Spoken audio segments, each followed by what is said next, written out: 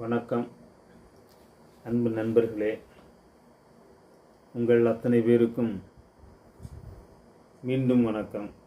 நீண்ட நெடிய நாட்களாக உங்களிடம் பேசவில்லை இணையதளத்தில்.